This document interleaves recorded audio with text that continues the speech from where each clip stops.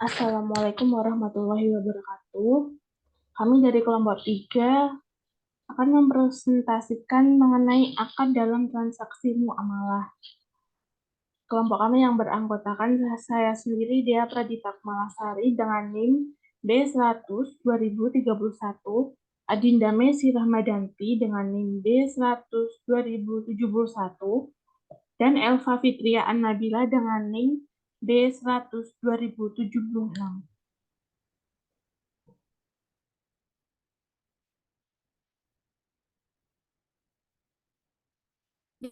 Definisi akad. Akad dalam Kamus Umum Bahasa Indonesia memiliki arti janji, perjanjian, kontrak. Misal akad jual beli, akad nikah. Dan akad juga bisa disebut dengan kontrak yang mempunyai makna perjanjian, menyelenggarakan perjanjian, dagang, bekerja, dan lain sebagainya. Misal kontrak antar penulis dan penerbit.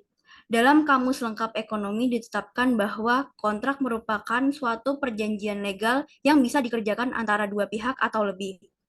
Suatu kontrak mencakup kewajiban untuk kontraktor yang bisa ditetapkan seteknik lisan maupun contoh. Perusahaan memiliki perjanjian guna memasok produk ke perusahaan lain pada waktu tertentu dan ukuran tertentu. Kedua belah pihak akan terikat untuk menepati perjanjian mereka dalam penjualan dan pembelian dari barang.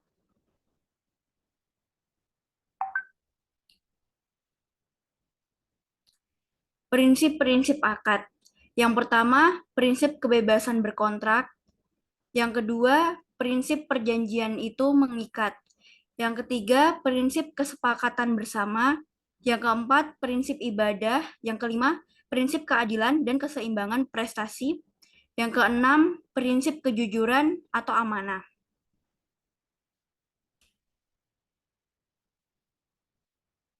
Syarat-syarat akad. Yang pertama, yang dijadikan objek akad bisa menerima hukumnya. Yang kedua, akad tersebut diizinkan oleh syara, dikerjakan oleh orang yang memiliki hak mengerjakannya, walaupun dia bukan akid yang memiliki barang. Yang ketiga, janganlah akad itu akad yang dilarang oleh syara, seperti jual beli mula sama. Akad bisa memberikan faedah sehingga tidaklah sah bila gadai dianggap sebagai imbalan amanah atau kepercayaan. Yang keempat, ijab itu berjalan terus, tidak dicabut sebelum terjadi kabul. Maka apabila orang berijab menarik kembali ijabnya sebelum kabul, maka batallah ijabnya. Yang kelima, ijab dan kabul harus bersambung. Sehingga bila seseorang yang berijab telah berpisah sebelum adanya kabul, maka ijab tersebut menjadi batal.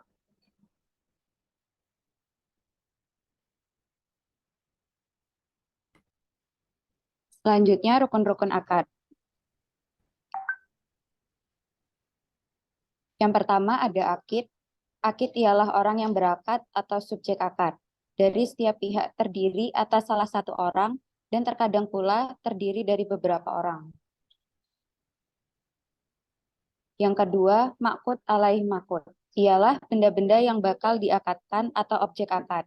Seperti benda-benda yang dijual dalam akad jual beli, dalam akad hibah atau pemberian, gadai, dan utang. Yang ketiga, maudhu al-akid. Ialah tujuan atau maksud menyelenggarakan akad. Berbeda akad, maka berbedalah destinasi pokok akad. Dalam akad jual beli misalnya, destinasi pokoknya yaitu mengalihkan barang dari penjual untuk pembeli dengan diberi ganti. Yang keempat ada sigat al-akid, yakni ijab kabul. Ijab ialah ungkapan yang pertama kali dilontarkan oleh salah satu dari pihak yang akan mengerjakan akad. Sementara kabul ialah pernyataan pihak kedua guna menerimanya. Ijab kabul merupakan bentuk bertukarnya sesuatu dengan yang lain sehingga penjual dan pembeli dalam memperkerjakan pembelian terkadang tidak berhadapan atau ungkapan yang mengindikasikan kesepakatan dua pihak yang mengerjakan akad. Contohnya yang berlangganan majalah.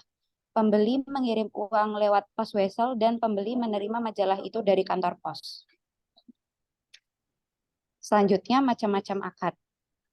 Yang pertama ada akad sahih. Akad sahih ialah akad yang telah memenuhi rukun-rukun dan syarat-syaratnya. Yang kedua, akad nafis atau sempurna untuk dilaksanakan. Ialah akad yang dilangsungkan dengan mengisi rukun dan syaratnya dan tidak terdapat penghalang untuk melaksanakannya. Yang ketiga, ada akad mauquf. Akad mauquf ialah akad yang dilakukan seseorang yang cakap beraksi hukum, namun ia tidak memiliki dominasi untuk menggelar dan mengemban akad ini, seperti akad yang dilangsungkan oleh anak kecil yang mumayyiz.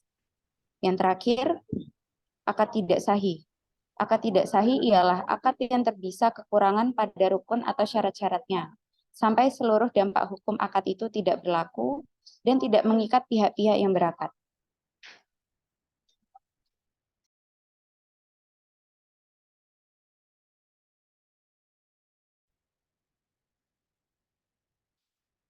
Selanjutnya yaitu berakhirnya akad.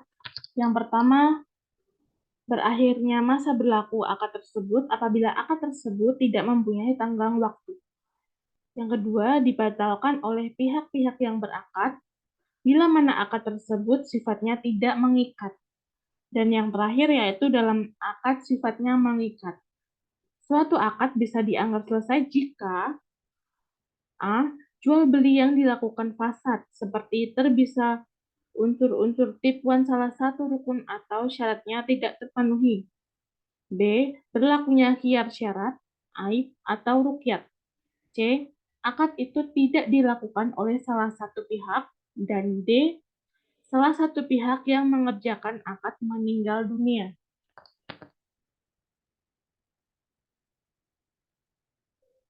Lalu yang terakhir yaitu ada hikmah akad.